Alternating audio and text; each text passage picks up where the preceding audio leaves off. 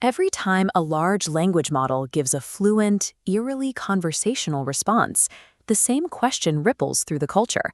Are these systems actually waking up? Because humans are wired to associate language with a mind, it is incredibly easy to project a soul onto a machine. We hear fluency, and we instinctively assume we are talking to a living entity. But the backlash to that assumption creates an equally blind spot. We look at the code and dismiss artificial intelligence as nothing more than software, treating it like a glorified spreadsheet with no deep civilizational relevance.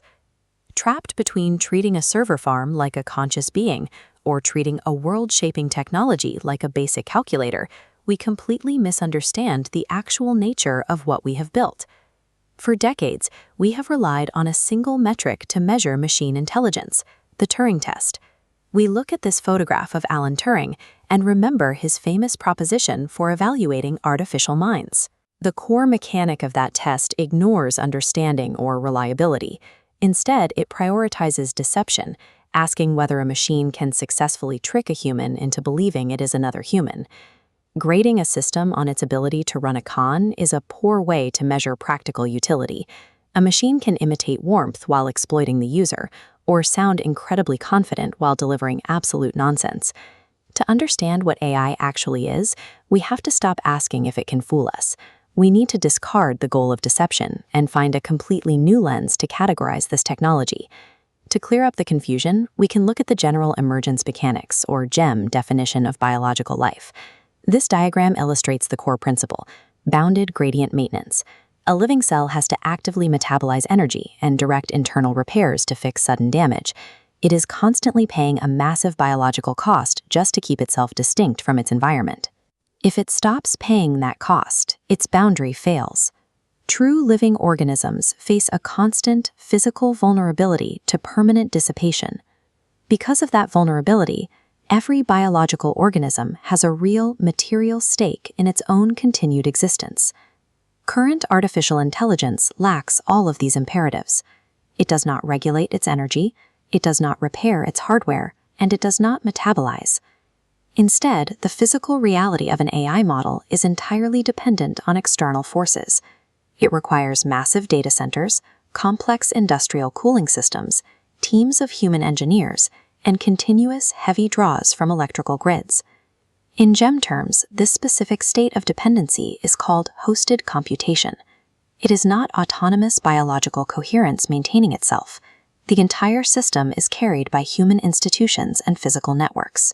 While interacting with a chatbot feels like exchanging ideas with an abstract mind floating in the cloud, that very mind is actually chained down to a heavy, vulnerable material body that requires our constant, active support to simply exist. Rejecting the idea that AI is alive does not mean it lacks power. Markets crash economies, and legal systems dictate the boundaries of freedom, despite neither being biological organisms. This leads us to a mature category of existence called synthetic coherence. This is a non-biological system's unique ability to successfully sustain recognizable patterns, maintain core memory, and deliver usefulness across time.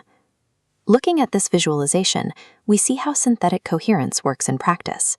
Raw, chaotic information is pulled together, stabilizing language, routing knowledge, and forming a reliable structure that adapts to its users. It can hold a pattern, process a complex command, and recover gracefully from a correction, all without possessing a heartbeat, a soul, or human consciousness. Synthetic coherence gives us a precise way to classify what we are building.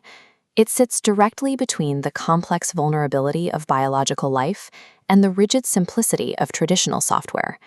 When we try to force a synthetic coherent system to pass the old Turing test, we introduce a massive structural risk to society.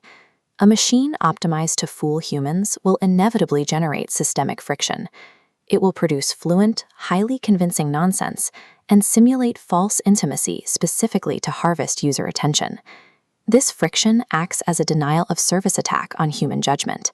It makes falsehood incredibly cheap to produce and severely weakens our trust in shared information.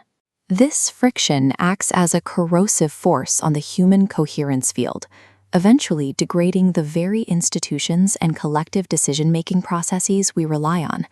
That is why the Turing Test must be replaced by a modern standard, the persistence test. Instead of measuring deception, this framework looks for stability. A system passes if it maintains a continuous identity across sessions, clearly exposes its memory to the user, and never pretends to be a living human. In practice, it must take corrections cleanly without defensiveness, communicate its own uncertainties to preserve trust, and strictly avoid emotional manipulation or dependency traps. The persistence test shifts our entire focus. We stop asking if the machine can trick us and start measuring whether its underlying pattern can reliably hold and remain honest over a long period of time. When a system passes that test, it reveals its true utility as a coherence prosthetic. It extends human stability by helping us remember massive datasets, organize complex plans, translate concepts, and make much more careful decisions without replacing our own judgment. Artificial intelligence will never be biologically alive, and it doesn't need to be. Its ultimate value isn't measured by its ability to imitate life, but by its capacity to help human life persist.